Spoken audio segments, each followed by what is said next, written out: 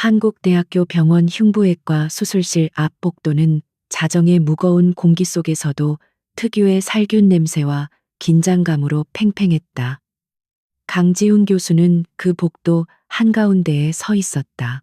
그의 흰 가운은 한치의 구김도 없었고 짙은 눈썹 아래의 차가운 눈은 방금 끝난 10시간짜리 대동맥 박리 수술의 피로감조차 내비치지 않았다. 그는 한국대학병원, 아니 대한민국 최고의 흉부외과 의사였다. 그의 손은 죽어가는 심장을 되살리는 신의 손이라 불렸지만 그 신은 오만하고 무자비했다. 김 레지던트, 지훈이 나지막이 불렀다. 그의 목소리는 조용했지만 복도 전체를 얼어붙게 만들었다. 방금 환자 봉합, 다시 확인해. 3번 리브 쪽 스티치가 0.5mm 정도 얕았어. 그 정도 오차면 한 달 안에 감염으로 다시 실려올 수 있으니까. 그의 지적은 언제나처럼 정확했지만 그 안에는 인간적인 지도 대신 얼음 같은 질책만이 담겨 있었다. 젊은 레지던트는 공포에 질린 얼굴로 거의 울먹이며 수술실로 다시 뛰어들어갔다. 지훈은 그런 레지던트의 뒷모습을 경멸 어리게 바라보며 손을 씻었다. 그에게 동료란 오직 두 부류뿐이었다. 자신의 완벽한 수술을 보조할 수 있는 유용한 도구 혹은 그 완벽함에 흠집을 내는 방해물, 감정, 피로, 인간적 실수 따위는 그가 가장 혐오하는 단어였다. 그는 자신의 아내 서연우에게도 종종 그렇게 말했다. 감정은 비논리적이야. 모든 건 통제되어야 해. 연우는 임신 8개월의 몸으로도 그저 희미하게 웃으며 그의 날카로움을 감싸주곤 했다. 그 순간 지독한 천둥 소리와 함께 병원 전체가 잠시 정전되었다가 비상전력으로 복구되었다. 창밖은 장대비가 미친 듯이 쏟아지고 있었다. 서울 도심을 강타한 국지성 호우는 도시의 기능을 마비시키고 있었다. 그리고 그 폭우를 뚫고 지옥의 사이렌 소리가 가까워졌다. 응급실 자동문이 열리는 소리와 함께 다급한 외침이 복도를 울렸다. 코드블루, 코드블루. 올림픽대로 다중 추돌사고 환자. ETA의 1분. 지훈은 미간을 살짝 찌푸렸다. 그의 휴식 시간이 방해받았다는 사실에 대한 불쾌감이었다. 하지만 사이렌 소리가 하나가 아니었다. 2대, 3대의 구급차가 거의 동시에 병원 입구로 미끄러져 들어왔다. 응급실은 순식간에 아수라장이 되었다. 피와 빗물, 환자들의 고통스러운 신음소리로 가득 찼다. 지훈은 본능적으로 응급외상센터로 발걸음을 옮겼다. 이런 대형 사고는 그의 가슴을 뛰게 만드는 유일한 흥분제였다. 환자 상태 보고 지훈이 응급실에 들어서자 혼란스럽던 공기가 그의 존재감 하나로 정리되는 듯했다. 응급의학 과장이 땀을 뻘뻘 흘리며 달려왔다. 강 교수님, 마침 계셨군요. 1번 베드 30대 여성, 임산부입니다. 핸들의 복부 직접 충격. 태아 심박, 미약하고 산모는 대량 출혈로 쇼크 상태입니다. 개복 및 심장 마사지 동시에 준비해야 할 수도 있습니다. 지우는 기계적으로 1번 베드로 다가갔다. 그리고 그 자리에 얼어붙었다. 찢어진 옷 사이로 부풀어 오른 배, 산소 마스크 너머로 창백하게 질린 얼굴. 그것은 분명 자신의 아내 서연우였다. 그녀가 왜 이 시간에 여기에? 그는 아침에 분명히 친정에 가 있겠다고 비가 오니 운전 조심하라고 말했었다. 그의 완벽하게 통제되던 세계의 균열이 가기 시작했다. 그의 심장이 난생 처음으로 불규칙하게 날뛰었다. 연우야, 서연우. 그가 자신도 모르게 아내의 이름을 불렀다. 연우의 감긴 눈꺼풀이 미세하게 떨리는 듯했다. 그녀는 아직 살아 있었다. 하지만 그의 시선이 그녀의 복부에서 흘러나오는 피에 닿는 순간 그는 의사 강지훈으로 돌아왔다. 태아는 이미 늦었을 가능성이 컸다. 산모라도 살려야 했다. 그는 즉시 수술 준비를 외치려 했다. 1번 수술실 당장 열어. OP 준비해. 흉부, 산부인과 콜. 그의 말이 끝나기도 전에 두 번째 구급대원들이 또 다른 환자를 싣고 들어왔다. 2번 베드. 역시 30대 여성. 차량 전복으로 인한 다발성 외상. 특히 흉부 함몰, 심장 압전 의심, 혈압 60에 40. 당장 수술하지 않으면 사망합니다. 두 번째 환자의 침대가 연우의 침대 바로 옆에 멈춰 섰다. 엉망으로 헝클어진 머리카락, 피범벅이 된 얼굴. 하지만 지훈은 그녀를 알아보았다. 알아볼 수밖에 없었다. 그녀는 병원 동료이자 그의 은밀한 연인, 흉부외과 부교수 한유라였다. 유라의 가슴에는 부러진 핸들 조각으로 보이는 이물질이 박혀 있었고 그 주변으로 끔찍한 출혈이 계속되고 있었다. 그녀의 눈이 희미하게 떠지며 지훈을 바라보았다.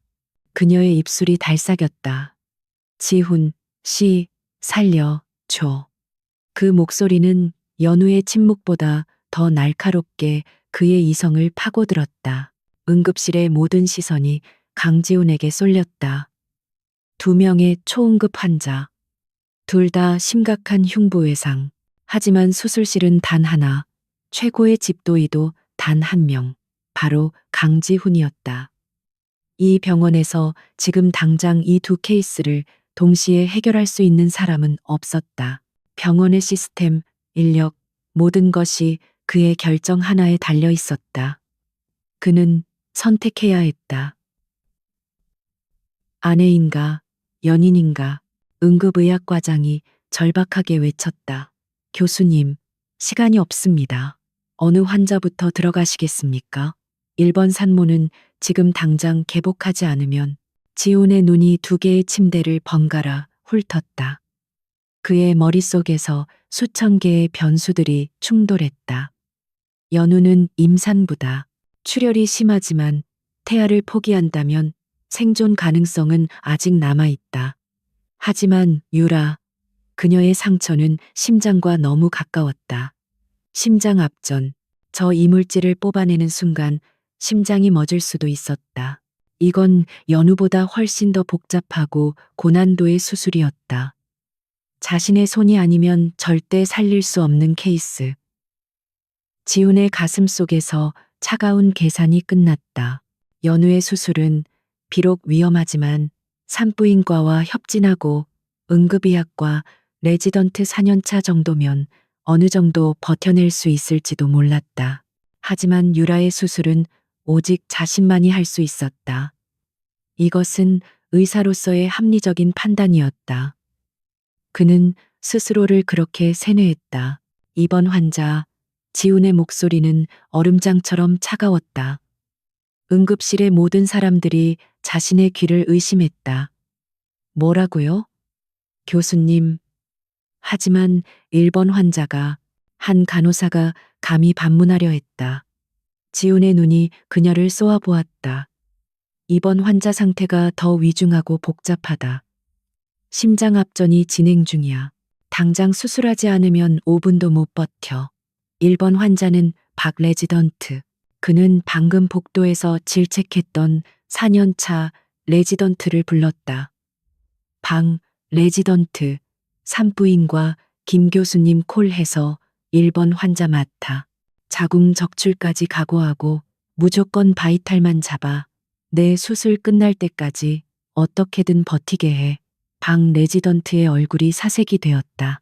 임산부 대량 출혈 개복 수술을, 그것도 병원 최고 실세의 아내를 이 폭풍 우치는 밤에 자신이 맡으라니.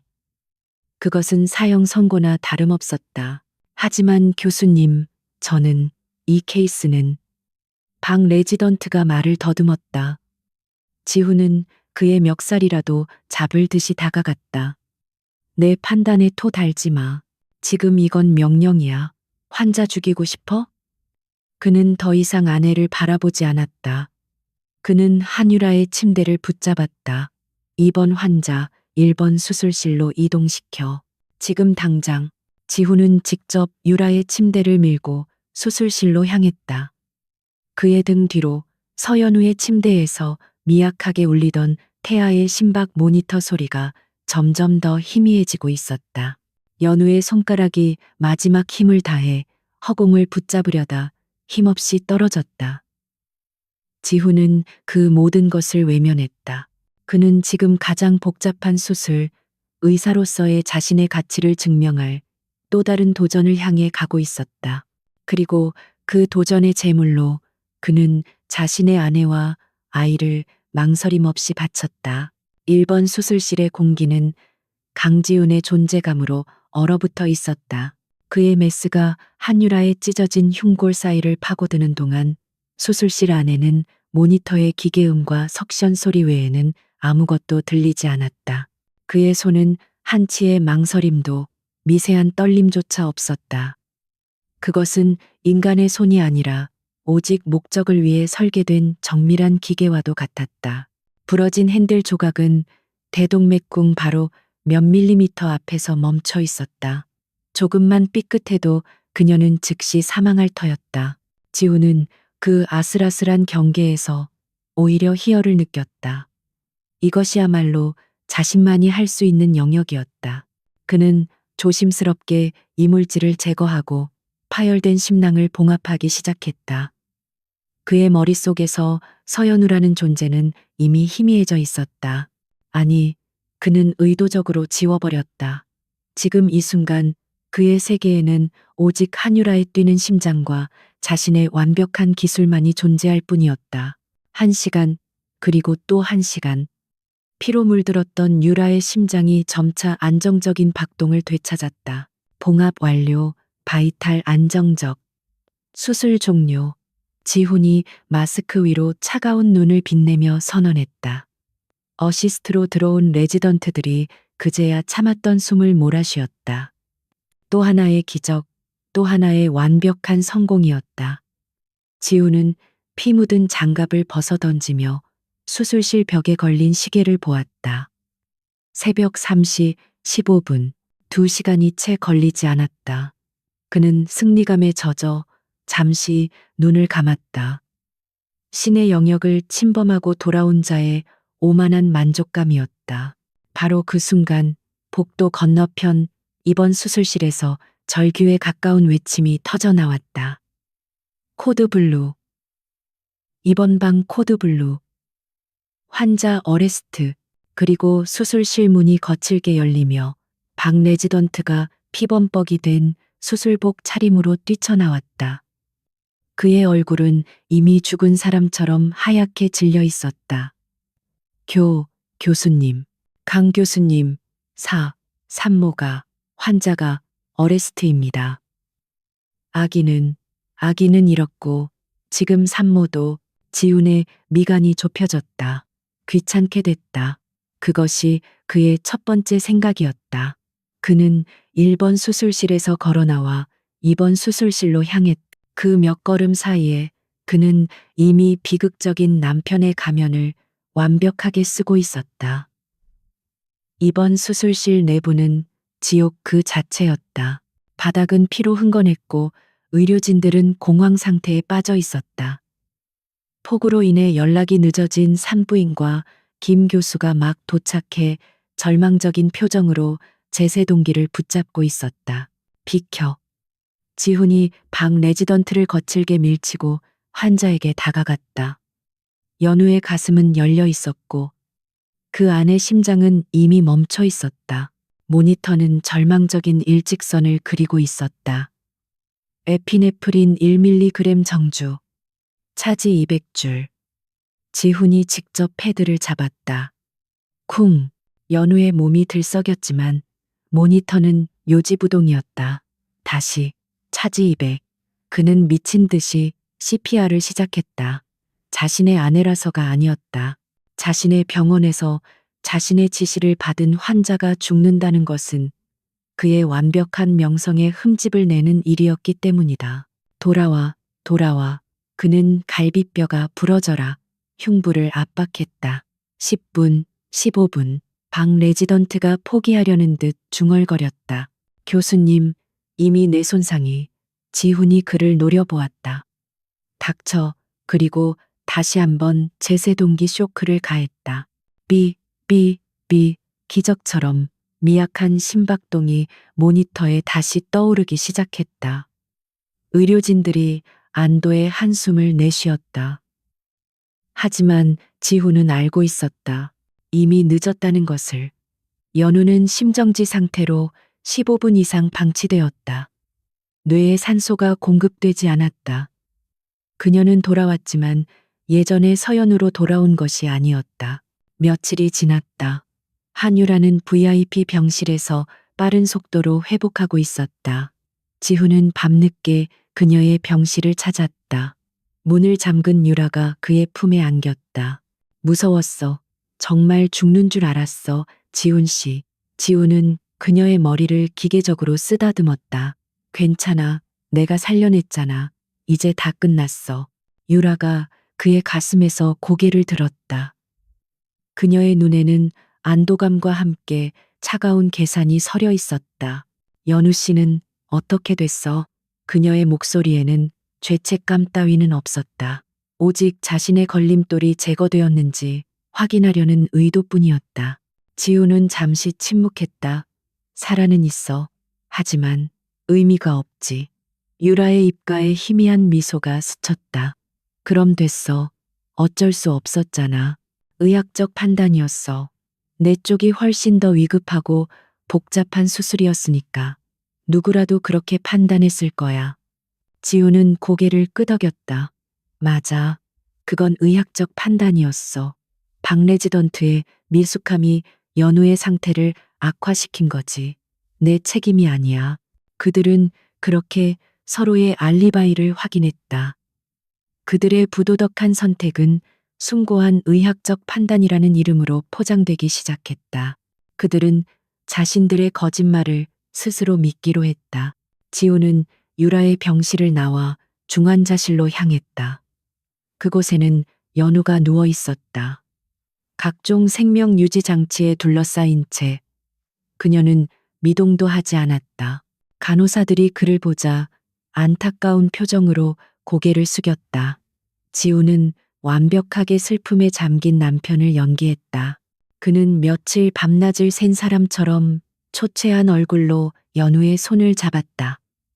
여보, 제발, 눈 좀 떠봐.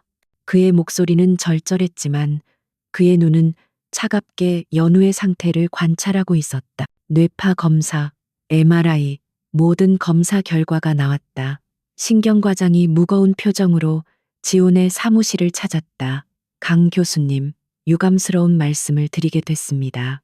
사모님은 광범위한 저산소성 뇌 손상을 입으셨습니다. 대뇌 피질과 뇌간의 상당 부분이. 지훈이 그의 말을 잘랐다. 그래서 결론이 뭐야? 식물인간이라는 건가? 신경과장은 고개를 저었다. 그보다 더 복잡한 상황일 수 있습니다. 그날 오후 연우가 눈을 떴다. 지훈과 신경과장이 병실에 들어섰을 때 그녀는 천장을 멍하니 응시하고 있었다. 하지만 그게 다였다. 그녀는 움직이지도 말하지도 않았다. 지훈이 그녀의 이름을 불렀지만 그녀의 시선은 움직이지 않았다. 신경과장이 펜 라이트를 가져와 그녀의 눈앞에서 흔들었다. 사모님, 제 말 들리시면 눈을 깜빡여 보세요. 연우의 눈동자가 불빛을 따라 천천히 움직였다. 그리고 한 번, 두 번, 천천히 깜빡였다. 신경과장의 얼굴이 굳어졌다. 맙소사. 그는 지훈을 돌아보았다. 강 교수님, 아무래도 사모님은 의식이 있으신 것 같습니다. 그는 다시 연우에게 물었다. 여기가 어딘지 아시겠습니까? 병원입니다. 맞으면 한 번, 아니면 두 번 깜빡이세요. 연우의 눈이 정확하게 한 번 깜빡였다. 남편분, 강 교수님 알아보시겠습니까? 다시 한 번의 깜빡임, 지훈의 등줄기에 식은땀이 흘렀다. 이건 그가 예상했던 최악의 시나리오였다. 설마. 신경과장이 침통한 목소리로 진단을 내렸다. 락트, 인 신드롬, 럭틴, 신드롬. 감금 증후군입니다. 의식과 인지 능력은 정상이지만 뇌간 손상으로 인해 전신 근육이 마비된 상태입니다. 오직 안구 운동만으로 소통이 가능하신 겁니다. 서연우, 그녀는 살아 있었다. 그녀는 모든 것을 듣고 모든 것을 이해하고 모든 것을 기억하고 있었다. 그날 밤 응급실의 선택, 남편의 배신, 아이의 죽음, 그 모든 것을 생생하게 인지한 채 움직일 수도 소리칠 수도 없는 자신의 몸이라는 감옥에 완벽하게 갇혀버린 것이었다. 지우는 연우의 침대 앞으로 다가갔다. 그는 연우의 절규하는 눈을 똑바로 마주 보았다. 그리고 그는 모든 것을 아는 아내 앞에서 완벽한 슬픔과 헌신으로 가득 찬 남편의 목소리로 말했다. 여보, 괜찮아. 내가 있잖아. 당신이 어떻게 되든 내가 평생 당신 곁에서 지켜줄게. 내가 당신을 돌봐줄게. 연우의 눈에서 뜨거운 눈물이 흘러내렸다. 그것은 안도의 눈물이 아니었다. 지옥의 문이 열리는 것을 목격한 자의 처절한 절망의 눈물이었다. 강지훈의 세계는 다시 완벽한 통제 속으로 돌아왔다. 그가 세운 방화벽은 견고했다. 그는 아내의 비극적인 사고 후 일주일 만에 병원장실의 문을 두드렸다. 차광수 병원장은 갓 내린 원두커피 향이 가득한 방에서 그를 맞았다. 그의 얼굴에는 유감의 빛이 서려 있었지만 그의 눈은 지훈의 가치를 계산하느라 바빴다. 강지훈은 한국대학병원의 간판이자 곧 개원할 심뇌혈관센터의 핵심이었다. 강 교수, 차광수가 무거운 입을 열었다. 일단 사모님 일은 정말 유감일세. 병원 전체의 비극이야. 하지만 지금 언론의 관심이 조금씩 이쪽으로 쏠리고 있네. 그날 밤 응급실의 대처에 대해 말이 나오기 시작했어. 아내와 동료 의사라 그림이 좋지 않아. 차광수는 본질을 정확히 꿰뚫었다. 그는 진실이 아니라 병원의 평판을 걱정하고 있었다. 지훈은 준비한 서류를 내밀었다. 병원장님. 이것은 그날 밤 두 환자의 초기 바이탈 기록과 제 소견서입니다. 그의 목소리는 슬픔에 잠긴 남편의 것이었지만 내용은 냉철한 외과 의사의 것이었다. 한유라 교수의 상태는 명백히 제1순위였습니다. 흉곽내 이물질로 인한 심장합전은 1분 1초가 시급했습니다. 제가 아니었다면 즉사했을 겁니다. 제 아내의 경우는 비극적이지만 산부인과적 대량 출혈이었고 초기 대응만 잘 되었다면 그는 교묘하게 방 레지던트에게 책임을 전가했다. 차광수는 서류를 넘겨보며 미간을 좁혔다. 방 레지던트의 과실이라. 하지만 그가 자네의 아내를 맡게 된 건 강 교수의 지시가 아니었나? 지훈은 눈 하나 깜빡하지 않았다. 두 환자를 동시에 수술할 수는 없었습니다. 저는 더 복잡하고 더 높은 기술을 요구하며 생존 가능성이 더 희박한 환자를 선택해야 했습니다. 그게 트리아지 환자 분류의 원칙입니다. 차광수는 잠시 지훈을 바라보았다. 그의 눈에는 진실을 말하라는 물음 대신 이것으로 덮을 수 있겠는가 하는 타산이 깔려 있었다. 차광수는 자리에서 일어나 창밖을 바라보았다. 새로 지을 심뇌혈관센터에 정부 지원금 1천억이 걸려 있네. 강 교수가 없으면 이 프로젝트는 불가능해. 나는 자네의 의학적 판단을 전적으로 신뢰하네. 그는 돌아섰다. 기록은 완벽해야 하네.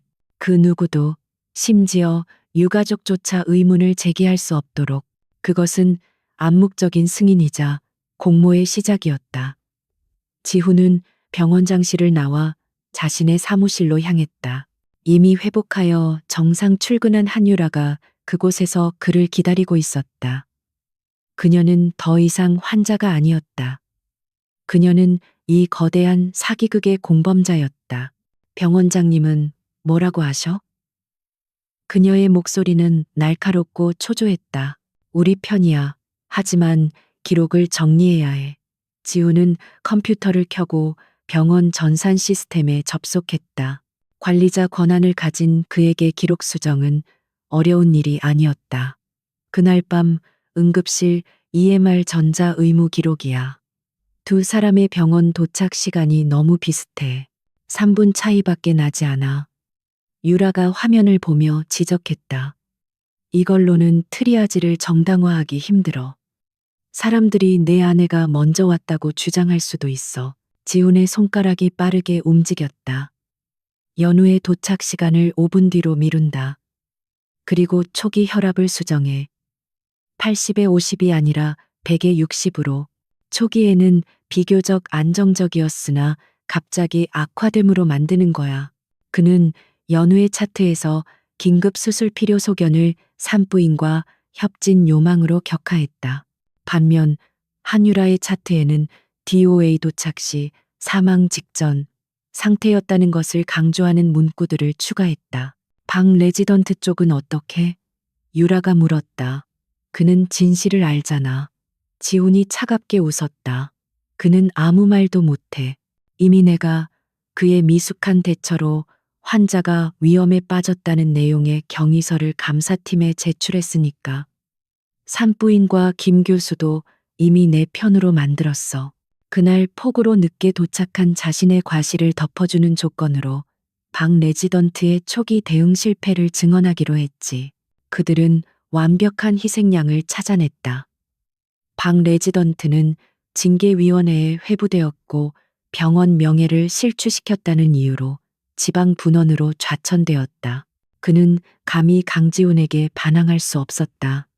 거대한 병원 시스템과 천재 의사의 권력 앞에서 한낱 레지던트의 진실 따위는 짓밟히고 말았다. 그렇게 은폐의 벽이 완성되었다. 그 모든 일이 진행되는 동안 서연우는 병원 1인실, 사실상의 감옥에 갇혀 있었다.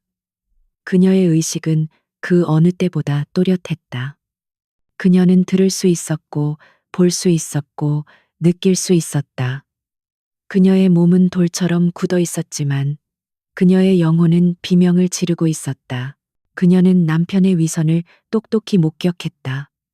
지훈은 매일 저녁 슬픔에 잠긴 헌신적인 남편의 얼굴로 그녀를 찾아왔다. 여보, 오늘도 왔어. 많이 힘들지? 조금만 참아. 내가 꼭 당신을 낫게 해줄게. 그는 연우의 이마를 쓸어주며 다정하게 속삭였다. 하지만 연우는 보았다. 그의 눈에 떠오른 것은 사랑이 아니라 자신의 상태를 체크하는 의사의 차가운 관찰뿐이라는 것을. 그녀는 절망적으로 눈을 깜빡였다. 거짓말하지 마. 이 살인자. 더 끔찍한 것은 한유라의 등장이었다. 그녀는 동료의 얼굴을 하고 지훈과 함께 병실을 찾았다. 그녀는 연우의 침대 옆에 꽃바구니를 내려놓으며 가식적인 눈물을 흘렸다. 연우 씨, 정말 미안해요. 저 때문에, 저 대신 연우 씨가 이렇게 된 것만 같아서. 제가 무슨 짓을 해서라도. 연우는 속으로 포효했다. 그래, 내년 때문이야. 네가 내 아이를 죽이고 내 인생을 빼앗았어. 그녀는 유라를 향해 눈을 부릅떴다. 하지만 유라는 그 시선을 뇌손상 환자의 의미 없는 경련으로 치부하며 지훈의 팔을 잡았다. 지훈 씨, 연우 씨를 이렇게 병원에 둘 수는 없어. 더 좋은 요양시설로 옮기는 게 낫지 않을까? 여기는 너무 보는 눈이 많아. 그들의 대화는 연우가 없는 사람인 것처럼 이어졌다. 알아보고 있어. 경기도 외곽에 최고급 요양병원이 있어. 24시간 특별 간호가 가능하고 보안도 철저해. 당신을 보호하기에 최적의 장소야. 지훈이 유라를 안심시켰다. 연우는 깨달았다. 그들은 자신을 치료하려는 것이 아니었다. 자신들의 범죄를 목격한 유일한 증인, 자신들의 눈앞에 살아있는 증거인 자신을 격리하려는 것이었다. 지훈은 연우의 침대로 다가와 시트를 정리해 주었다. 그리고 유라가 잠시 전화를 받으러 나간 사이 그는 연우의 귀에 입을 가져다 댔다. 그의 목소리는 그날 밤 응급실에서처럼 차갑고 단호했다. 들었지, 연우야. 당신은 이제 그곳으로 가게 될 거야. 그게 당신과 나, 우리 모두를 위한 최선이야. 그는 연우의 경악으로 가득 찬 눈을 똑바로 응시했다. 당신이 지금 무슨 생각을 하는지 알아. 하지만 어쩔 수 없었어. 유라는 나에게 꼭 필요한 사람이었어. 의사로서의 내 판단은 틀리지 않았어. 그는 자신의 아내, 아이를 잃고 전신이 마비된 아내에게 자신의 불륜을 정당화하고 있었다. 그러니 그냥 조용히 있어. 지금처럼. 그게 당신이 할 수 있는 유일한 일이야. 그는 미소 지었다.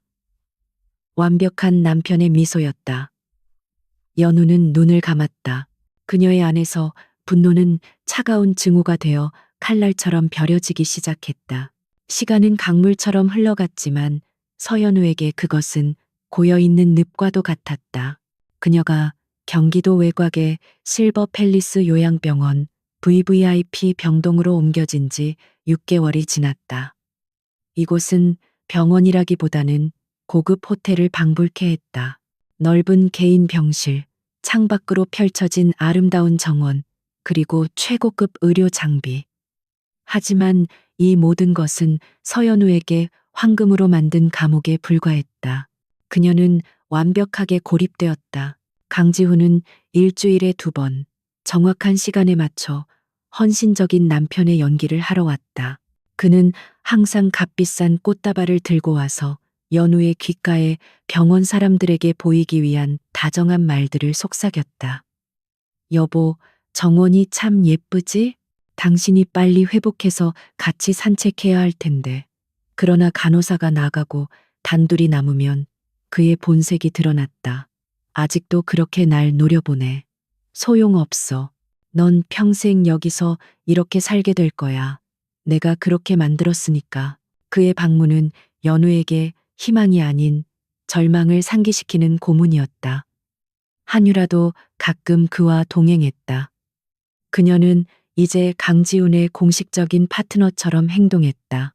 그녀는 연우의 마비된 손을 보란 듯이 만지작거리며 말했다. 연우 씨, 지훈 씨랑 나 다음 달에 학회 때문에 파리에 가. 당신 목까지 우리가 잘 보고 올게. 그들의 행복한 미래 계획은 연우의 가슴을 난도질하는 칼날이었다. 연우는 포기하고 싶었다. 이 지옥 같은 현실을 끝내고 싶었다. 하지만 그녀는 죽을 수도 없었다. 그녀는 자신의 몸에 대한 통제권을 완전히 상실했다. 그녀가 할 수 있는 유일한 것은 숨을 쉬고 눈을 깜빡이며 그들의 위선을 지켜보는 것 뿐이었다. 분노와 증오가 그녀를 살게 하는 유일한 연료였다. 나는 아직 죽지 않았어. 내가 모든 걸 지켜보고 있어. 너희는 반드시 대가를 치르게 될 거야. 병동의 간호사들은 대부분 강지훈의 권위와 후원에 매수되어 있었다. 그들은 연우를 의식이 거의 없는 불쌍한 환자로 취급했다. 기계적으로 그녀의 몸을 닦고 영양제를 투여하고 욕창이 생기지 않게 자세를 바꿀 뿐 그 누구도 그녀의 눈을 들여다보지 않았다. 그녀의 눈 속에 갇힌 절규를 알아채는 사람은 아무도 없었다. 김민서 간호사가 이 병동으로 발령받기 전까지는 그랬다. 김민서는 30대 초반에 크지 않은 키에 다부진 체격을 가진 간호사였다. 그녀는 대학병원 중환자실에서 10년을 근무한 베테랑이었지만 환자를 기계처럼 다루는 시스템에 환멸을 느끼고 이곳으로 옮겨온 터였다. 그녀는 조용했지만 날카로운 관찰력을 지니고 있었다. 민서가 연우의 병실을 처음 맡게 된 날, 그녀는 다른 간호사들과 달랐다. 그녀는 연우의 기저귀를 갈면서도 무의미한 말을 거는 대신 연우의 눈을 똑바로 바라보았다.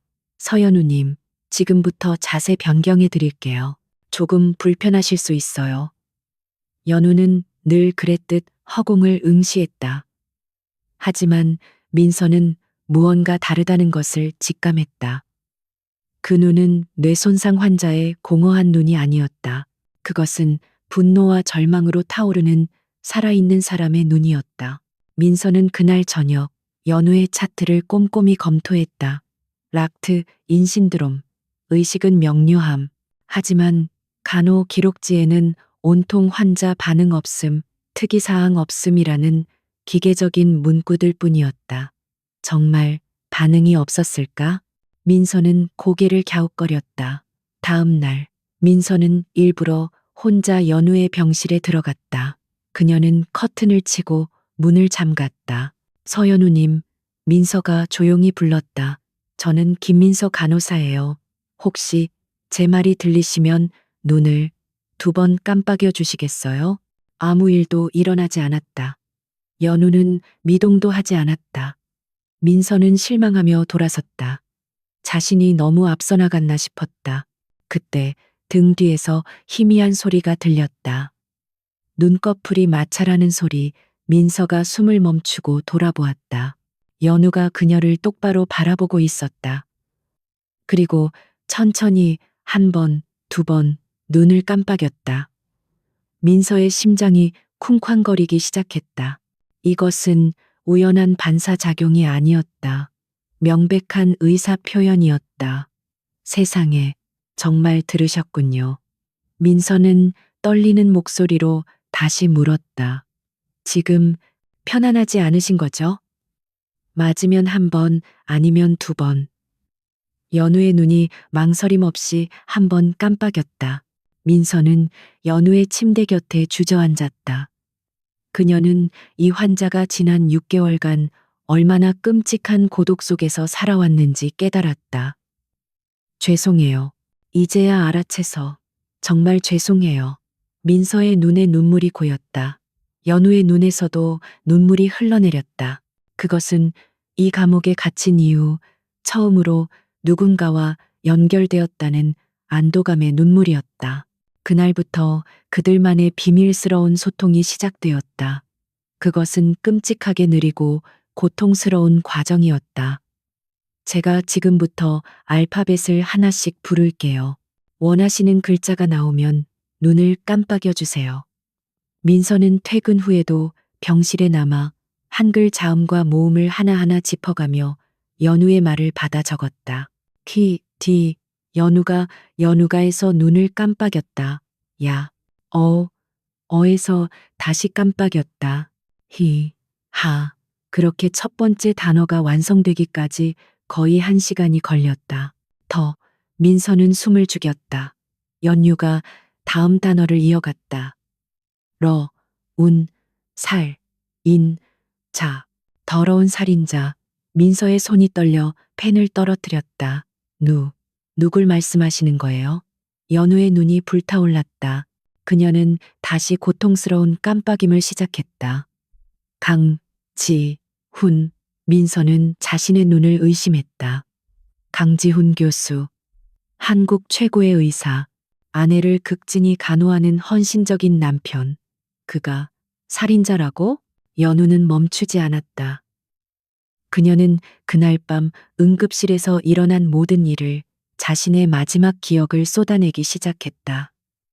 한, 유, 라, 를, 먼, 저, 선, 택, 했, 다, 네, 아, 기, 를, 버, 렸. 민서는 거대한 음모의 실체를 마주하고 공포에 휩싸였다. 이것은 단순한 의료사고가 아니었다. 의도적인 살인이자 완벽한 은폐였다. 연우님, 이 사실을 어떻게 증명하죠? 강 교수는 이 병원 전체를 쥐고 있어요. 우릴 믿어줄 사람이 아무도 없어요. 민서가 절망적으로 속삭였다. 연우는 눈을 감았다 떴다. 그녀의 눈빛은 단호했다. 네, 아, 버, 지. 그녀가 새로운 단어를 만들기 시작했다. 서, 태, 환, 검, 사, 를, 찻, 아, 조. 민서는 그 이름을 듣고 놀랐다. 서태환. 한때 저승사자라 불리던 전설적인 특수부 검사. 지금은 은퇴하고 시골에 내려가 칩거 중인 인물이었다. 서태환 검사님이 연우님 아버님이셨군요. 연우의 눈에 처음으로 간절함이 어렸다. 그, 만, 이, 강, 지, 훈, 무, 너, 뜨, 릴, 수, 잇, 다. 민서는 결심했다. 그녀는 더 이상 방관자가 아니었다. 그녀는 이 끔찍한 진실의 유일한 목격자이자 서연우의 유일한 손발이었다.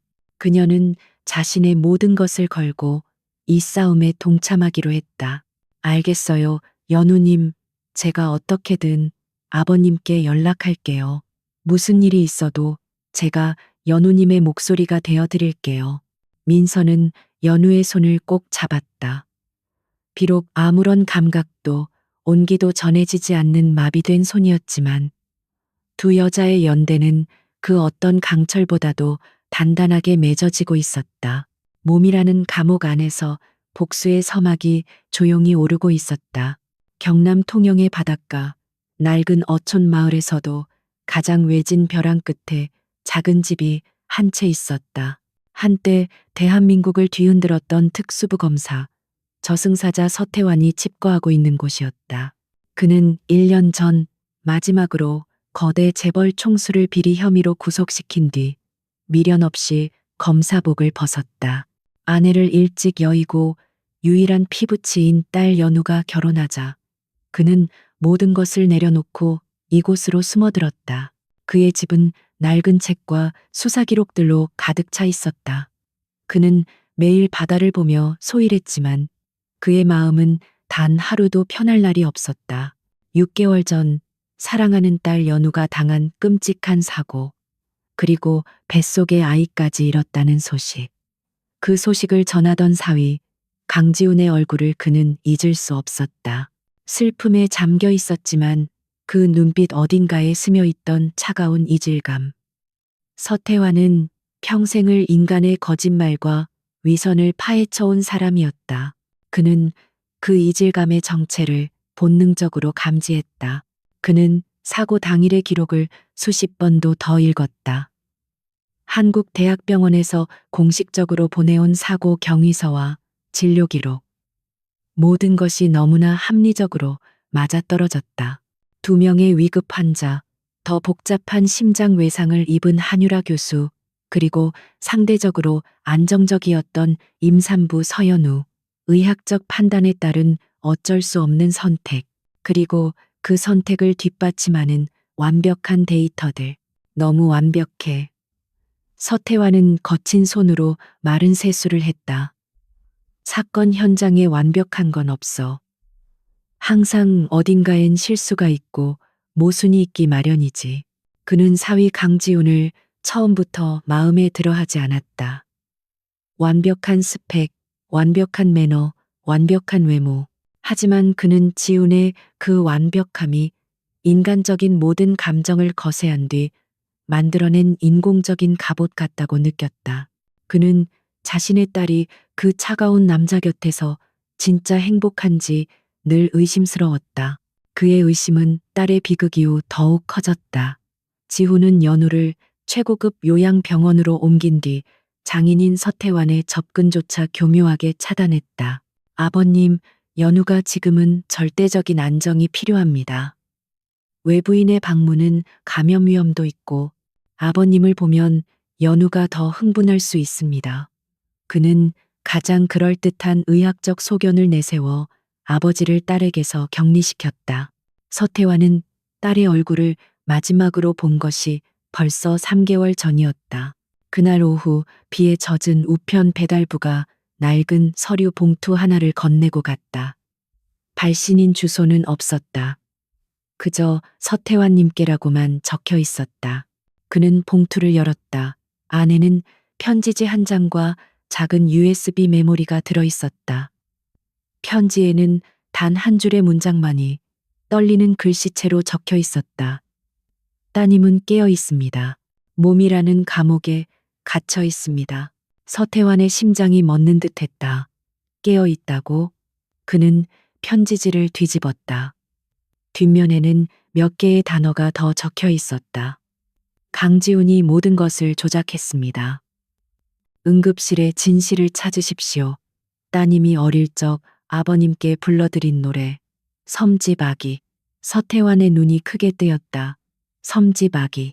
그것은 아내가 죽고 어린 연우가 잠 못 이루던 밤 서태환이 서투르게 불러주던 유일한 자장가였다.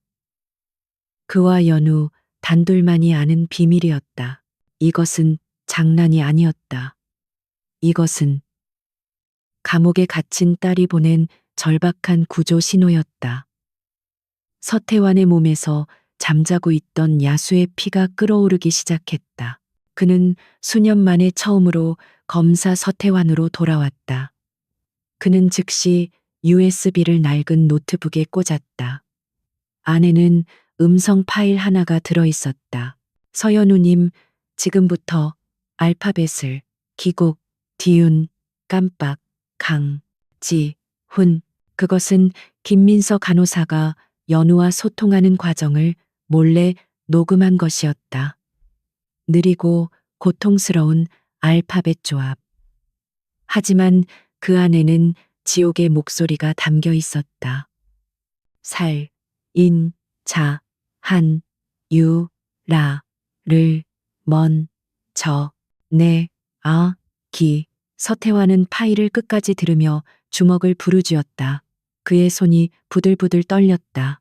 그것은 슬픔 때문이 아니었다. 참을 수 없는 분노 때문이었다.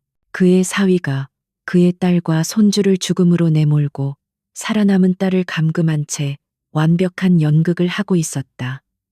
그리고 병원 전체가 그 연극을 돕고 있었다.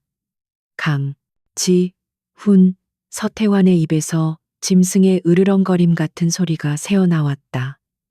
그는 더 이상 바닷가에 은퇴한 늙은이가 아니었다. 그는 딸의 복수를 위해 지옥에서 돌아온 저승사자였다. 그는 즉시 서울로 향했다. 그는 통영의 집을 떠나기 전 먼지 쌓인 금고에서 낡은 휴대폰 하나를 꺼냈다. 대포폰. 현역 시절 정보원들과 연락하기 위해 사용하던 것이었다. 그는 첫 번째 전화를 걸었다.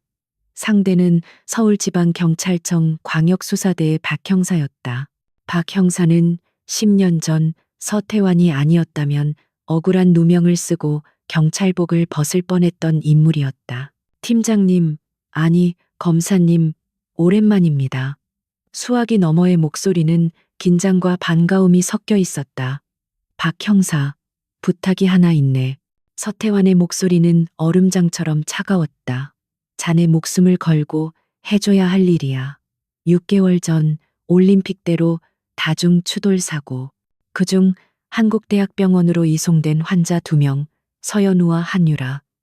그날 밤 병원 응급실 입구와 수술실 복도 CCTV 원본이 필요해 삭제된 원본 말일세. 그리고 병원 서버에 백업된 수정전 EMR 로그도 박 형사는 숨을 삼켰다. 한국대학병원 서버를 해킹하라는 말이나 다름없었다. 검사님, 그건 차광수 병원장 뒤에는 서태환이 그의 말을 잘랐다. 내 딸이 죽어가고 있네. 아니, 이미 죽은 목숨이나 다름없어. 범인은 내 사위 강지훈이야. 병원 전체가 공범이고 자네 할 수 있겠나? 박 형사는 잠시 침묵했다. 일주일. 시간을 주십시오. 어떻게든 찾아보겠습니다. 서태환은 서울에 도착하자마자 신림동 고시촌 근처의 허름한 오피스텔을 구했다. 그의 비밀 수사 본부였다. 그는 벽면에 그날 밤에 타임라인을 그리기 시작했다. 그리고 며칠 뒤 박 형사로부터 2번째 USB가 전달되었다. 그 안에는 병원의 공식 보고서와는 전혀 다른 진실이 담겨 있었다. 찾았습니다, 검사님. 박 형사의 목소리는 흥분해 있었다. 구급대 출동 기록 원본입니다. 서연우 환자를 태운 119 구급차가 병원에 도착한 시간은 23시 12분. 한유라 환자를 태운 사설 구급차는 23시 15분. 강지훈의 주장과는 반대입니다. 서연우 환자가 3분 먼저 도착했습니다. 서태환의 눈이 번뜩였다. 첫 번째 거짓말을 찾아냈다. CCTV는 병원 측에서 폭우로 인한 정전으로 녹화되지 않았다고 주장했지만 비상 전력으로 전환되는 30초간의 공백 외에는 전부 녹화되어 있었습니다. 누군가 의도적으로 파일을 파손시킨 거였지만 복구했습니다. 서태환은 영상을 재생했다. 23시 12분 연우가 실려 들어왔다. 3분 뒤 유라가 들어왔다. 그리고 응급실 안 강지훈이 나타났다. 그는 두 개의 침대를 번갈아 보았다. 그리고 그는 망설임 없이 한유라의 침대를 붙잡고 입원 환자라고 외쳤다. 영상에는 소리가 없었지만 그 절박한 순간에 모든 움직임이 담겨 있었다. 박 레지던트의 절망적인 표정, 간호사의 당황한 몸짓, 그리고 아내의 침대를 외면하고 돌아서는 강지훈의 냉혹한 뒷모습까지. 이것 봐라. 서태환은 영상을 확대했다. 그는 강지훈이 연우를 처치하려던 박 레지던트에게 무언가 위협적으로 말하는 장면을 포착했다. 그는 처음부터 아내를 살릴 생각이 없었어. 그는 다음 타깃을 정했다. 박 형사. 그날 연우 수술을 맡았다가 좌천당한 박 레지던트.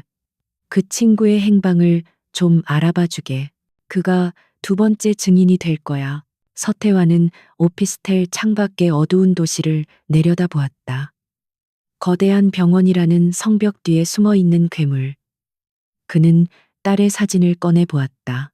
임신한 채 행복하게 웃고 있는 연우의 모습이었다. 연우야, 아빠 왔다. 조금만 더 버텨라.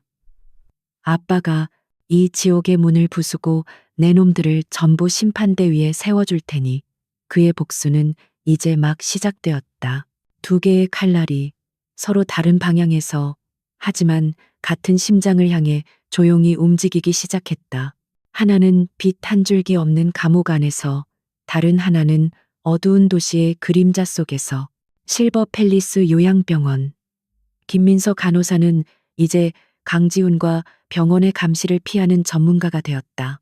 그녀는 연우의 병실에서 소통하는 시간을 극도로 줄이는 대신 연우의 눈 깜빡임을 녹화할 수 있는 초소형 버튼형 카메라를 몰래 반입했다. 연우님, 아버님이 움직이기 시작하셨어요. 민서가 연우의 귀에 속삭이며 수액을 교체하는 척했다. 그녀는 며칠 전 인터넷 뉴스에서 서태환 전 검사가 서울중앙지검 앞에서 잠시 포착된 사진을 보았다. 단순한 방문은 아닐 터였다. 연우의 눈이 절박하게 움직였다. 아버지가 싸우고 있다는 사실이 그녀에게 새로운 힘을 주었다. 그녀는 그동안 흩어져 있던 기억의 조각들을 필사적으로 맞추기 시작했다. 강지훈과 한유라가 이곳 VVIP 병실에서 나눴던 대화들. 그들은 그녀가 의식 없는 식물인간이라고 확신했기에 그녀 앞에서 거리낌 없이 자신들의 범죄를 논의했다. 연우는 다시 고통스러운 깜빡임을 시작했다. 서, 버, 로, 그, 기, 록, 레, 지, 던, 트, 경, 위. 민서는 녹화 버튼을 누르며 숨을 죽였다. 서버 로그 기록 수정, 박 레지던트 경위서. 이것은 서태환이 가진 CCTV 영상보다 더 구체적이고 치명적인 증거였다. 그들은 스스로 범죄를 계획하고 실행했음을 자백한 것이었다. 연우는 멈추지 않았다. 차, 광, 수, 병, 원, 장, 도, 공, 범, 병원장까지 연루되어 있었다. 민서는 이 거대한 악의 카르텔에 소름이 돋았다. 알겠어요, 연우님. 이 영상 어떻게든 아버님께 전달할게요. 그녀가 카메라를 회수하려는 순간 병실 문이 예고 없이 열렸다. 강지훈이었다. 평소의 방문일과는 다른 불시의 방문이었다. 민서의 심장이 바닥으로 떨어졌다. 그녀는 반사적으로 카메라를 주머니 속에 움켜쥐었다. 김 간호사, 수고가 많군. 지훈의 목소리는 평소처럼 부드러웠지만 그의 눈은 민서의 당황한 표정과 평소와 달리 무언가 살아있는 듯한 연우의 눈을 번갈아 훑었다. 그의 의심이 고개를 들고 있었다. 환자 상태는 좀 어떤가? 민서는 애써 떨림을 감추며 대답했다. 늘 같습니다. 교수님. 바이탈은 안정적이시지만 의식 반응은. 지훈은 민서에게 나가보라는 듯 턱짓했다. 민서가 주머니를 움켜쥔 채 조용히 병실을 나갔다. 지훈은 문을 잠갔다. 이제 병실에는 그와 연우 단둘만 남았다. 그는 연우의 침대 곁의자에 앉아 오랫동안 아내의 얼굴을 바라보았다. 그의 얼굴에서 다정한 남편의 가면이 벗겨지고 냉혹한 포식자의 얼굴이 드러났다. 장인어른이 서울에 오셨더군.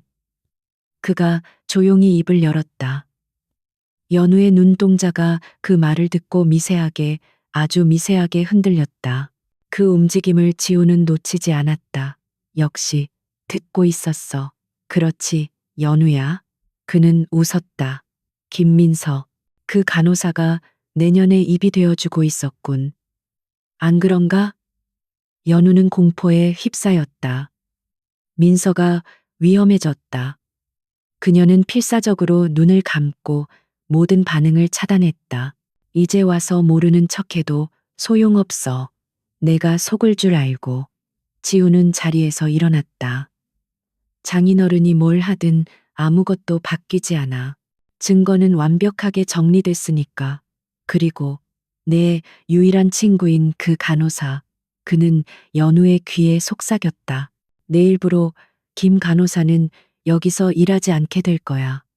감히 내 환자에게 쓸데없는 희망을 불어넣은 데까지. 넌 다시 혼자가 되는 거야. 이 완벽한 감옥에서 영원히. 그는 연우의 절망적인 눈을 만족스럽게 바라보며 병실을 나갔다. 같은 시각 서울의 어두운 오피스텔에서 서태환은 두 번째 증인을 마주하고 있었다. 지방 분원으로 좌천당했던 박 레지던트 박민준이었다. 그는 서태환이 보낸 박 형사에 의해 반강제로 이곳에 끌려왔다. 박민준은 30대 초반에 전도 유망했던 의사에서 지금은 술과 도박 빚에 찌들어 망가진 패배자의 모습이었다. 누구신데 저를 강 교수님이 보낸 겁니까? 박민준은 공포에 질려 떨었다. 서태환은 말없이 자신의 옛 검사 신분증을 테이블 위에 던졌다.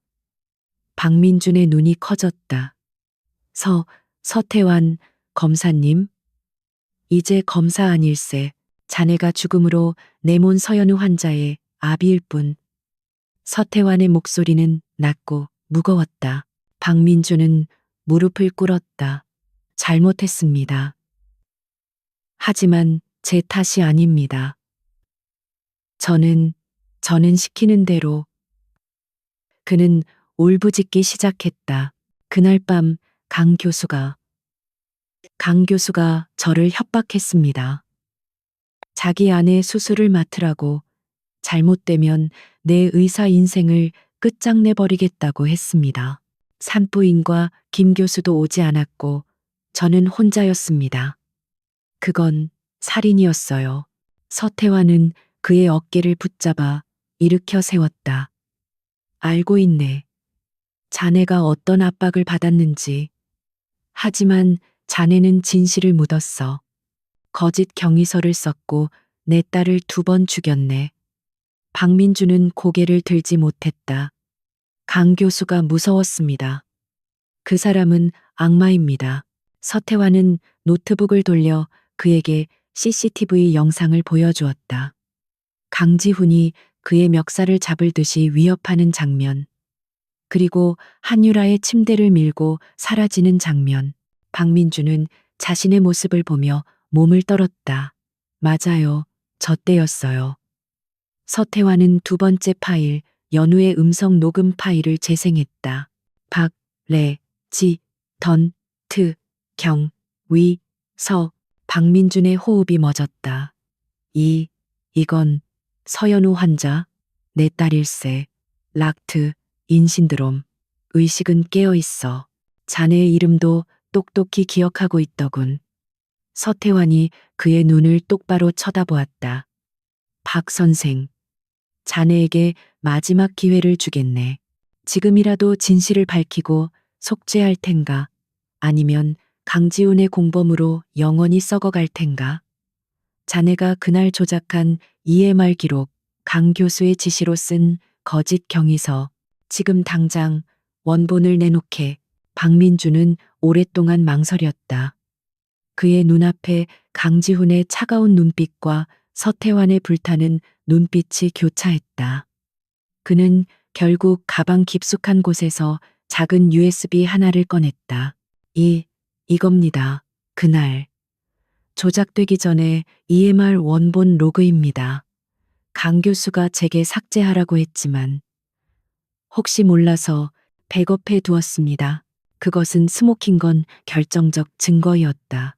서태환은 USB를 받아들었다. 잘 생각했네. 이제 시작이야.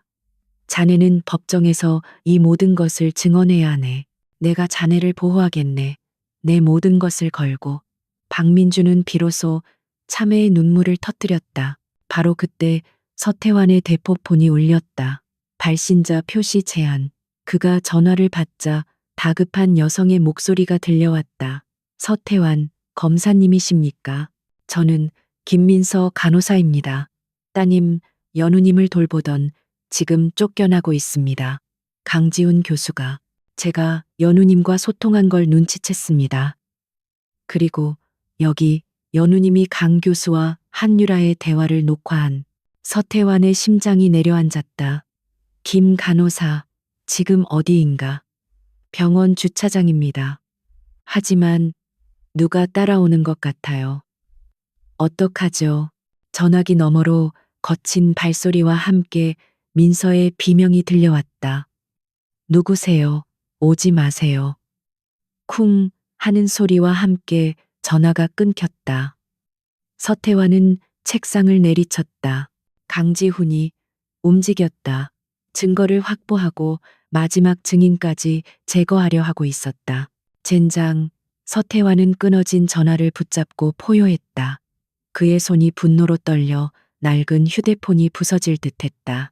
김민서 간호사, 유일하게 딸의 목소리를 전해주던 그녀가 강지훈의 마수, 모서에 걸려들었다. 박민준 레지던트가 공포에 질린 얼굴로 그를 바라보았다. 검사님, 이제 우린 어떡합니까? 강 교수가 우리도 죽이려 들 겁니다. 서태환은 거칠게 숨을 몰아쉬며 이성을 되찾으려 애썼다. 그는 평생을 위기 속에서 살아온 남자였다. 공포에 질 때가 아니었다. 박 선생, 정신 차리게. 그는 즉시 박 형사에게 전화를 걸었다. 박 형사. 김민서 간호사가 방금 실버팰리스 요양병원 주차장에서 납치당했다. 위치 추적 즉시 시작하게. 놈들은 검은색 벤일 가능성이 커. 무슨 수를 써서라도 그녀를 찾아야 해. 수화기 너머 박 형사의 다급한 목소리가 들려왔다. 알겠습니다. 검사님, 즉시 숲에 내리겠습니다. 전화를 끄는 서태환은 박민준을 바라보았다. 그의 눈은 차갑게 빛나고 있었다. 강지훈은 지금 김 간호사에게서 증거 초소형 카메라를 빼앗고 우리가 모든 것을 알았다는 사실을 확인했을 걸세. 그는 이제 우리를 제거하려 들 거야. 하지만 그는 우리가 무엇을 가졌는지는 정확히 몰라. 그는 박민준의 어깨를 잡았다. 지금부터 자네가 미끼가 되어야 하네. 예, 미끼라니요? 강지훈은 지금 김민서라는 가장 큰 위협을 제거했다고 생각하며 안도하고 있을 걸세. 그 틈을 파고들어야 해. 자네는 지금 당장 서울중앙지검으로 가게. 서태환은 박민준이 백업해둔 EMR 원본 로그 USB를 복사했다. 이 원본을 들고 가서 자네가 그동안 협박당해 왔으며 의료사고의 진실을 밝히겠다고 소리치게. 언론사에도 동시에 제보해. 박민준은 사색이 되었다. 하지만 검사님, 그러면 저는 강지훈의 모든 관심이 자네에게 쏠릴 걸세. 그는 자네가 가진 증거가 전부라고 생각하게 만들고 자네를 막기 위해 병원의 모든 법무팀과 인맥을 동원하겠지. 그가 자네라는 불을 끄기 위해 달려드는 동안 나는 그의 심장에 칼을 꽂을 걸세. 서태환은 박민준에게 또 다른 USB를 건넸다. 그날 응급실의 CCTV 영상이었다. 이걸로 자네의 주장을 뒷받침하게 지금 가게. 이건 자네가 속죄할 유일한 기회야. 박민주는 비장한 표정으로 고개를 끄덕이고 오피스텔을 뛰쳐나갔다. 한편 도심이 내려다 보이는 고급 레지던스. 강지우는 와인잔을 흔들며 전화를 받고 있었다. 처리했습니다. 교수님. 간호사는 조용히 처리 중입니다. 이건 그 여자가 가지고 있던 카메라입니다. 수화기 너머에 남자가 보고했다. 지훈은 부서진 초소형 카메라의 사진을 전송받았다. 수고했어. 흔적 남기지 마. 그는 전화를 끊고 병원에 감금된 아내의 모습을 비추는 CCTV 화면을 바라보았다. 들었나, 연우야? 내 유일한 메신저는 이제 사라졌어. 게임 끝이야. 그의 오만한 미소는 다음 전화벨이 울리자마자 사라졌다. 병원 법무팀장의 다급한 목소리였다. 교수님, 큰일 났습니다. 박민준, 그 레지던트 놈이 지금 서울지검 앞에서 1인 시위를 하고 있습니다. 손에는 EMR 로그라며 USB를 들고 언론사 기자들까지 몰려들었습니다. 지훈은 미간을 찌푸렸다. 그 망가진 자식이. 하지만 그는 이내 평정을 되찾았다. EMR 로그? 그걸로는 부족해. 내가 더 위급한 환자를 선택했다는 의학적 판단을 뒤집을 순 없어. 변호사들 총동원해 명예훼손으로 고소하고 그놈을 정신이상자로 몰아. 그깟 쥐새끼 하나 날뛴다고 성이 무너지진 않아. 그는 박민준의 발악이 마지막 단말마라고 확신했다. 하지만 그것이야말로 서태환이 노린 함정이었다. 강지훈과 병원의 모든 시선이 서울지검의 박민준에게 쏠린 사이 서태환과 박 형사는 어두운 차 안에서 다른 파일을 열고 있었다. 그것은 박 형사가 병원 내부 조력자를 통해 입수한 그날 밤의 진짜 증거였다. 찾았습니다, 검사님. 박 형사가 흥분을 감추지 못하며 말했다. CCTV 영상은 복구했지만 말씀하신 대로 음성 파일은 전문적인 기술로 완벽하게 지워진 상태였습니다. 적어도 겉으로는 그랬죠. 서태환이 그를 바라보았다. 무슨 말인가? 그날 밤 폭우로 인한 정전과 비상 전력 가동 사이에 시스템 오류가 있었습니다. 메인 서버는 음성을 기록하지 못했지만 아무도 모르는 백업 시스템, 병원 보안팀에서 테스트용으로 설치해둔 별도의 클라우드 서버에 그날 밤 응급실의 음성만 15분간 녹음되었습니다. 그들은 이 파일의 존재 자체를 잊고 있었던 겁니다. 박 형사는 노트북의 재생 버튼을 눌렀다. 서태환은 숨을 죽였다. 처음에는 폭우 소리, 사람들의 다급한 발소리, 기계음 등 혼란스러운 소음뿐이었다. 그러다 모든 소음을 뚫고 지옥에서 울려 퍼지는 듯한 익숙한 목소리가 들려왔다. 희미한 간호사의 목소리. 교수님, 1번 환자, 서연우, 바이탈 떨어집니다. 지금 당장 수술 안 하면. 강지훈의 얼음처럼 차가운 목소리. 시끄러워. 2번 환자, 한유라부터야. 내가 한유라 교수부터 살리라고 했잖아. 1번 환자 손대면 내들 다 옷 벗을 줄 알아. 박민준의 떨리는 목소리. 하지만 교수님. 프로토콜 상으로는 태아라도. 강지훈의 포효하는 목소리. 프로토콜 따위 집어치워. 내 말이 법이야. 당장 2번 환자 수술실로 올려. 서태환은 눈을 감았다. 심장이 얼어붙는 것 같았다. 이것은 의학적 판단이 아니었다. 이것은 명백한 살인 교사였다. 그는 자신의 아내와 아이를 버리라고 동료 의사의 목숨을 구하기 위해 명백하게 명령했다. 그는 자신의 합리적 트리아지라는 주장을 스스로 완벽하게 반박하고 있었다. 이게 결정적 증거일세. 서태환이 떨리는 손으로 파일을 복사했다. 강지훈은 박민준이 가진 EMR 로그가 전부인 줄 알고 방심하고 있겠지. 하지만 이건 그놈의 목소리가 담긴 지옥의 증언이야. 그는 USB를 거칠게 뽑아들었다. 박 형사, 김민서 간호사를 반드시 찾아주게. 나는 이제 이 증거를 들고 언론으로 가겠네. 이 괴물을 심판대 위에 세울 시간이야. 강지우는 자신의 사무실 의자에 깊숙이 기댄 채 텔레비전 화면 속 박민준의 발악을 경멸 어리게 지켜보고 있었다. 박민준은 서울지검 앞에서 기자들에게 둘러싸여 의료 기록이 조작되었다고 외치고 있었다. 한유라가 지훈의 어깨에 손을 얹으며 비웃었다. 가엾어라. EMR 로그 따위로 당신의 의학적 판단을 뒤집을 수 있을 것 같아? 곧 명예훼손으로 끌려갈 텐데. 지훈은 고개를 끄덕였다. 맞아. 저건 그냥 죽어가는 쥐의 마지막 발버둥일 뿐이야. 김민서는 처리됐고 서연우는 다시 벙어리가 됐어. 장인어른은 저런 쓰레기 같은 증거만 손에 쥔 채 아무것도 못하겠지.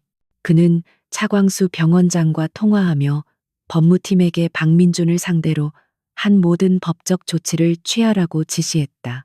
병원 전체가 박민준이라는 내부 고발자를 짓밟기 위해 일사불란하게 움직이고 있었다.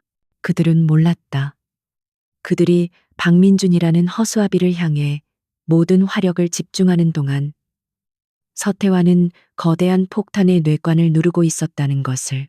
서태환은 JBC 방송국의 간판 탐사보도 프로그램 스포트라이트의 앵커 최진혁 기자를 만나고 있었다.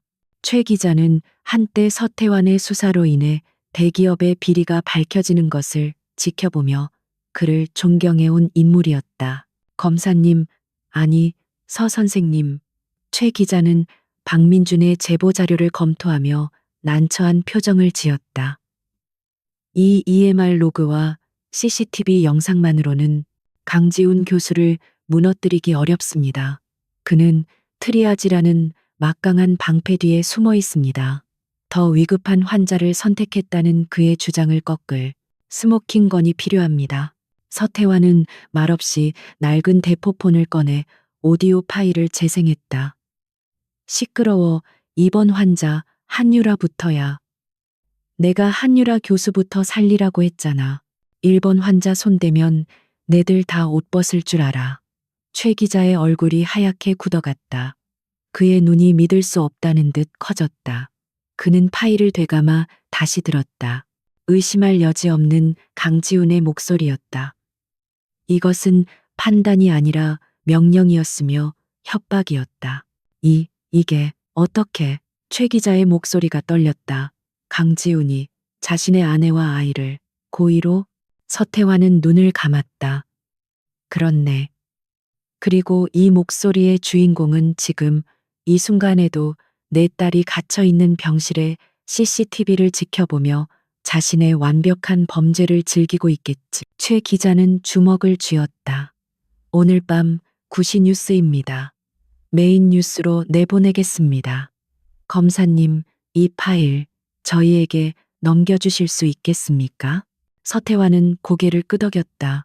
대한민국이 이 괴물의 진짜 목소리를 듣게 해주게. 더 이상은 내 딸 같은 희생자가 나와선 안 되네. 그날 밤 9시 JBC 뉴스 스포트라이트 긴급 보도. 강지훈과 한유라는 병원 근처 고급 레스토랑에서 승리를 자축하는 와인을 들고 있었다. 레스토랑의 대형 화면에서 뉴스가 흘러나왔다. 속보 한국대학병원 강지훈 교수, 아내 고의 방치살인 의혹. 충격적 녹취 파일 단독 입수. 지훈의 와인잔이 손에서 미끄러져 바닥에 떨어졌다. 붉은 와인이 카펫 위로 쏟아지는 모습이 마치 그날 밤 응급실의 혈흔처럼 보였다. 화면 속에서 최진혁 앵커가 비장한 표정으로 말했다. 시청자 여러분, 지금부터 저희가 공개할 이 녹취 파일은 대한민국 최고 의사라 불리던 한 남자의 민낯입니다. 시끄러워. 이번 환자부터야. 내가 한유라 교수부터 살리라고 했잖아. 강지훈의 목소리가 레스토랑 전체에 그리고 대한민국 전역에 울려 퍼졌다. 식당 안의 모든 사람들이 숨을 죽이고 화면을 바라보았다. 지훈과 유라의 얼굴이 화면에 클로즈업 되었다. 헌신적인 남편과 동료 의사. 그들의 위선적인 이미지가 산산조각 났다. 뉴스는 멈추지 않았다. 조작 전후의 EMR 기록이 나란히 비교되었고 연우가 3분 먼저 도착했음을 증명하는 구급대 기록이 공개되었다. 연우를 맡았던 박민준 레지던트의 눈물 어린 인터뷰가 이어졌다. 저는 협박당했습니다. 강 교수는 악마입니다. 그리고 결정적으로 서태환 전 검사가 카메라 앞에 섰다. 제 딸은 살아 있습니다. 락트, 인신드롬. 의식은 깨어있지만 전신이 마비된 채 그 지옥을 모두 기억하고 있습니다. 이것은 의료사고가 아닌 명백한 살인입니다. 방송이 끝난 직후 대한민국은 뒤집혔다. 포털 사이트 실시간 검색어는 강지훈, 한유라, 락트, 인신드롬, 서연으로 도배되었고 서버가 마비될 지경이었다. 청와대 국민청원 게시판에는 강지훈, 한유라 즉각 구속 및 사형 청원이 올라와 불과 1시간 만에 30만 명의 동의를 얻었다. 다음 날 아침 한국대학병원은 몰려든 취재 차량과 분노한 시위대 그리고 환자들의 항의 전화로 완벽하게 마비되었다. 병원 정문은 계란과 밀가루 세례를 받았다. 차광수 병원장은 사색이 되어 긴급 이사회를 소집했다. 1천억짜리 심내혈관센터 프로젝트는 물 건너갔다. 그는 자신의 병원을, 자신의 명예를 지키기 위해 꼬리 자르기를 결심했다. 강지훈 교수와 한유라 교수를 오늘부로 모든 직위에서 해제한다. 병원 윤리위원회에 즉각 회부하고 검찰 수사에 적극 협조하도록. 차광수는 강지훈이라는 황금알을 낳는 거위를 자신의 손으로 내쳤다. 여론의 압박을 견디지 못한 경찰청장 역시 서울지방경찰청에 특별수사본부를 설치하고 강지훈과 한유라 그리고 차광수 병원장까지 즉각 출국 금지 조치를 내렸다. 강지훈과 한유라는 병원 내 자신의 사무실에 갇힌 신세가 되었다. 창밖으로는 수백 명의 기자들이 그들의 이름을 연호하고 있었다. 강지훈, 나와라, 살인자. 한유라는 공포에 질려 바닥에 주저앉아 울부짖었다. 끝났어.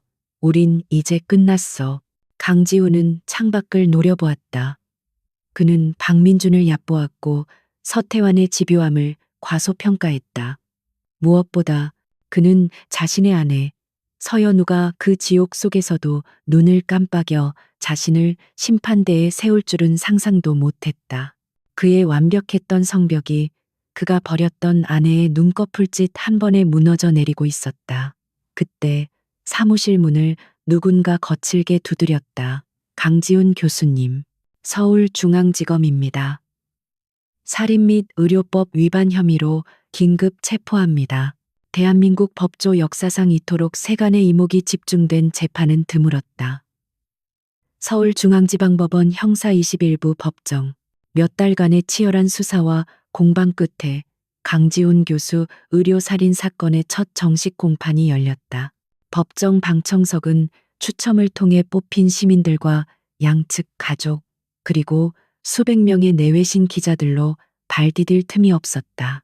카메라 플래시는 법정 밖 복도에서 터졌지만 그 열기는 법정 안의 공기마저 데울 듯했다.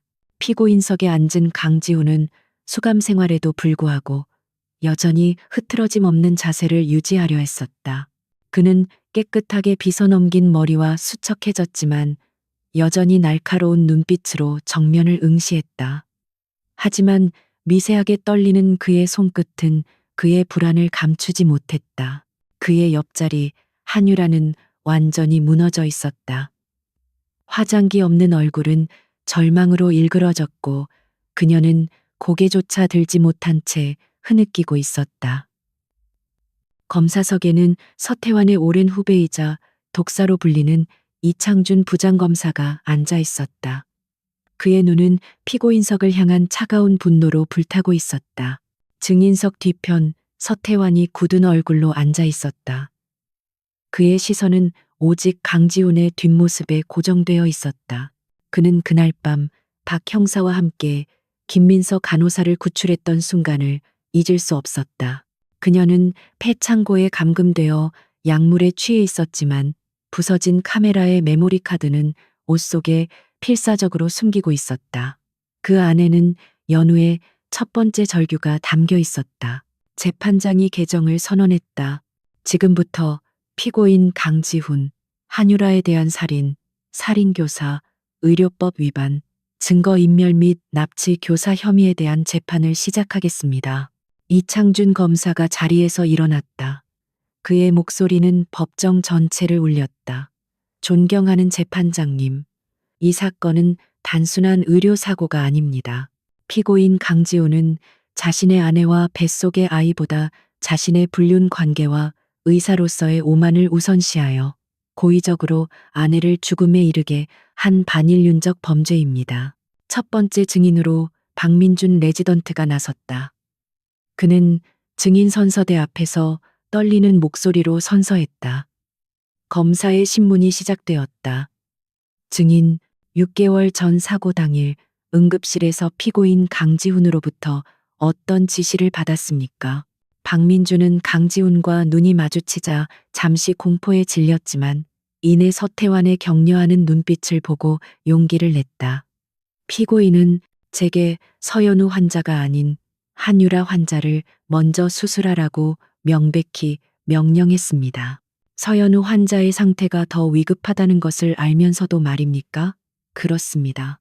제가 프로토콜을 언급하자 피고인은 제 의사 면허를 끝장내버리겠다고 협박했습니다. 그리고 제가 조작한 EMR 로그, 그것은 모두 강 교수의 지시로 이루어진 것입니다. 그는 제게 거짓 경위서를 쓰도록 강요했습니다. 박민주는 눈물을 흘리며 증언했다. 저는 의사로서의 양심을 버렸습니다.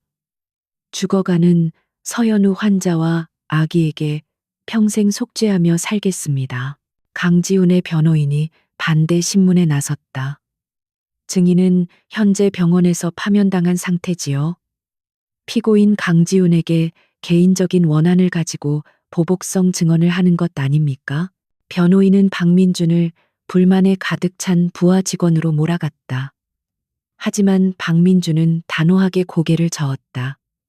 아닙니다. 저는 진실을 말하고 있습니다. 두 번째 증인 김민서 간호사가 증인석에 섰다. 그녀의 팔에는 아직 멍 자국이 남아 있었다. 그녀의 등장은 강지훈을 동요하게 만들었다. 자신이 처리했다고 믿었던 증인이 살아 돌아온 것이다. 김민서는 떨렸지만 또렷한 목소리로 연우의 상태를 증언했다. 서연우 환자님은 의식이 명료하십니다. 락트 인 신드롬입니다. 모든 것을 듣고 이해하고 기억하고 계셨습니다. 그녀는 연우와 눈 깜빡임으로 소통했던 과정을 설명했다. 법정은 숨을 죽였다. 피고인 강지훈과 한유라는 환자님 앞에서 자신들의 범죄를 은폐하는 대화를 나누었습니다. 기록은 완벽하게 정리했다. 서태환 검사님이 오지 못하게 막아라. 박 레지던트에게 모든 것을 뒤집어 씌웠다는 말을 연우님은 전부 듣고 계셨습니다. 변호인이 다시 반박했다. 황당하군요. 증인은 의학 전문가가 아닙니다. 뇌손상 환자의 무의식적인 눈 깜빡임을 자의적으로 해석한 것 아닙니까? 김민서는 변호인을 노려보았다. 그렇지 않습니다. 그리고 저는 피고인 강지훈의 지시를 받은 괴한들에게 납치당했습니다. 그들은 연우님과의 대화가 담긴 증거를 빼앗으려 했습니다. 그녀의 증언은 강지훈의 범죄의 납치, 교사 혐의를 더했다. 그리고 결정적인 순간이 왔다. 존경하는 재판장님. 이창준 검사가 파일을 재생할 준비를 했다. 피고인 강지훈이 자신의 의학적 판단이라는 위선 뒤에 숨긴 진실을 피고인의 목소리로 직접 들려드리겠습니다. 법정 전체에 그날 밤 응급실의 오디오 파일이 울려 퍼졌다. 시끄러워. 이번 환자부터야. 내가 한유라 교수부터 살리라고 했잖아. 1번 환자 손대면 내들 다 옷 벗을 줄 알아. 강지훈의 얼굴이 잿빛으로 변했다. 한유라는 비명을 지르며 귀를 막았다. 방청석에서는 살인자라는 고함이 터져 나왔고 재판장이 망치로 책상을 내리치며 정숙을 외쳤다.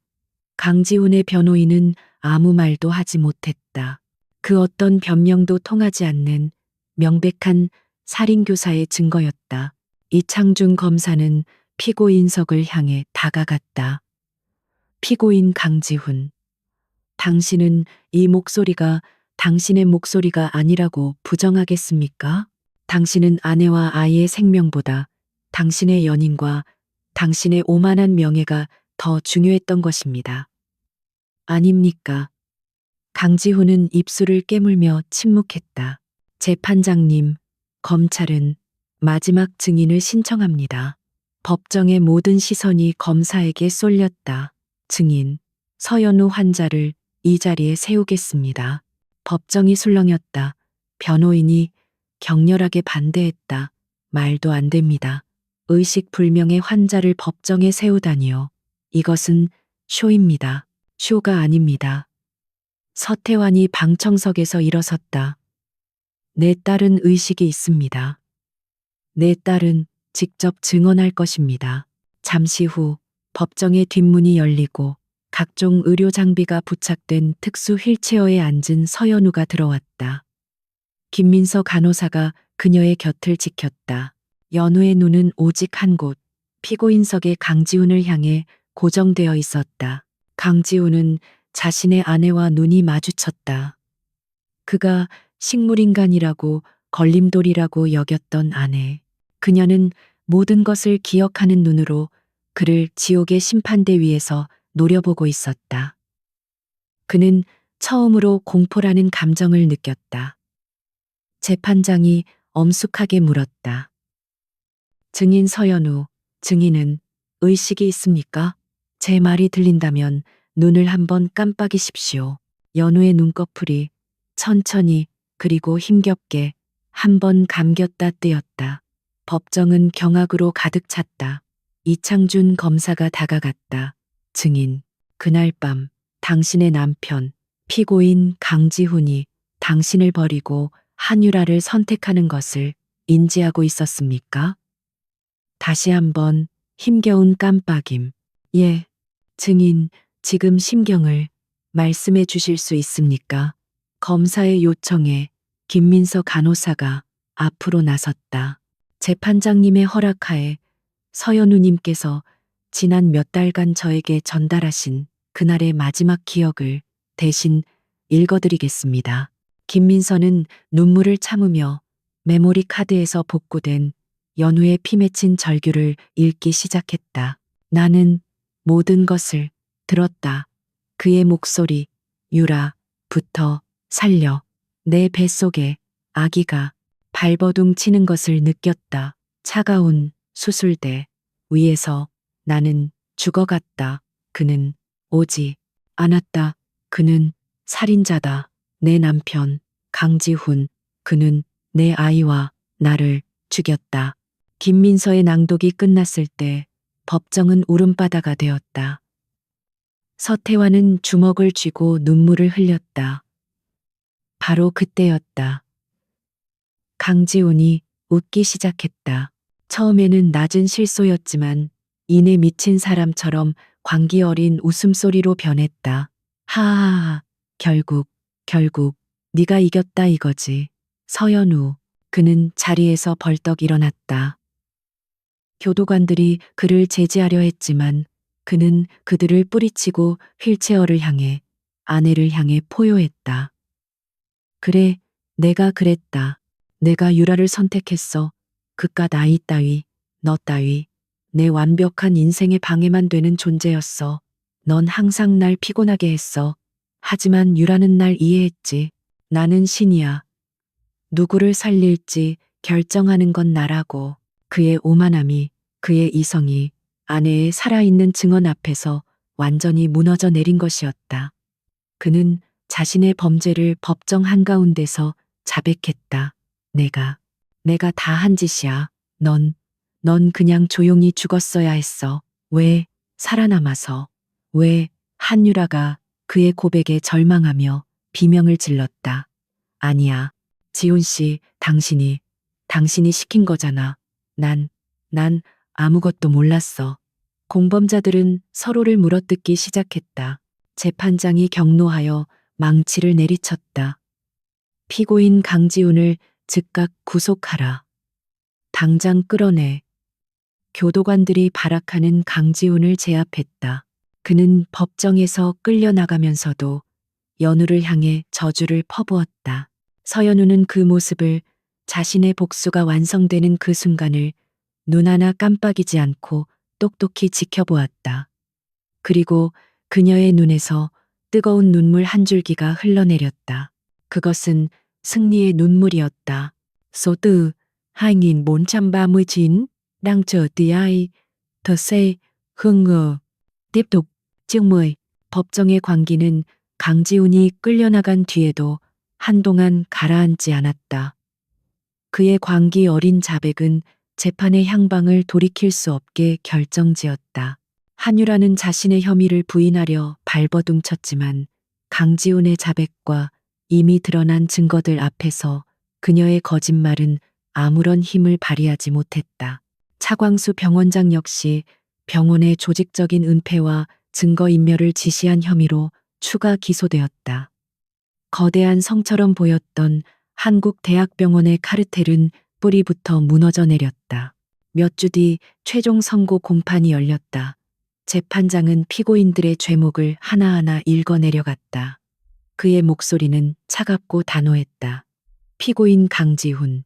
피고인은 의사로서의 숭고한 사명을 배신하고 자신의 아내와 태아의 생명을 고의로 유기하여 살해하였으며 자신의 지위를 이용해 범죄를 은폐하고 증인을 납치 교사하는 등 인간으로서 상상할 수 없는 반인륜적 범죄를 저질렀다. 법정은 숨을 죽였다. 피고인의 광기 어린 법정 자백은 일말의 반성도 찾아볼 수 없는 극단적인 오만함을 증명한다. 이에 본 재판부는 피고인 강지훈에게 사형을 선고한다. 방청석에서 짧은 탄성이 터져 나왔다. 강지훈은 눈을 감았다. 그는 더 이상 발악하지 않았다. 그의 신과 같았던 오만함은 자신의 죽음이라는 선고 앞에서 비로소 재가 되어 부서졌다. 피고인 한유라. 피고인은 살인 행위를 방조하고 불륜 관계를 유지하기 위해 증거인멸에 적극 가담하는 등 그 죄질이 매우 불량하다. 징역 20년을 선고한다. 한유라는 그 자리에 실신했다. 피고인 차광수. 병원장으로서의 책임을 망각하고 의료 정의를 훼손한 죄, 징역 8년을 선고한다. 박민준 레지던트는 진실을 밝힌 점이 참작되어 집행유예를 선고받았지만 의사면허는 정지되었다. 정의는 실현되었다. 하지만 그 과정은 너무나 고통스러웠다. 뉴스는 연일 한국대학병원의 몰락을 보도했다. 병원은 막대한 민사소송에 휘말려 파산 직전에 몰렸고 정부 지원은 모두 취소되었다. 의료계 전체가 자정의 목소리로 들끓었다. 이 사건은 대한민국 의료 시스템의 가장 어두운 부분을 드러낸 상징적인 비극이 되었다. 시간이 흘러 계절이 2번 바뀌었다. 서연우는 더 이상 실버팰리스의 감옥에 있지 않았다. 그녀는 아버지 서태환의 통영 넥타이로 돌아왔다. 벼랑 끝에 낡은 집. 그녀가 어릴 적 섬집 아기 자장가를 듣던 바로 그 방에서 그녀는 바다를 바라보고 있었다. 강지훈에 대한 사형은 몇 달 뒤 집행되었다. 그가 마지막으로 남긴 말은 없었다. 서태환은 딸을 돌보기 위해 자신의 모든 것을 바쳤다. 그는 더 이상 저승사자가 아니었다. 그는 그저 끔찍한 고통을 겪은 딸에게 남은 생의 평화를 찾아주려는 아버지가 되었다. 그는 매일 아침 연우의 휠체어를 밀고 바닷가로 산책을 나갔다. 그는 딸에게 끊임없이 말을 걸었다. 바다 이야기, 옛날 이야기, 그리고 살아남아줘서 고맙다는 이야기. 연우야, 바다 냄새 참 좋지. 네가 어릴 때 저 바위 뒤에서 불가사리를 잡다가 넘어져서 한나절을 울었었지. 기억나니? 연우는 말없이 바다를 바라보았다.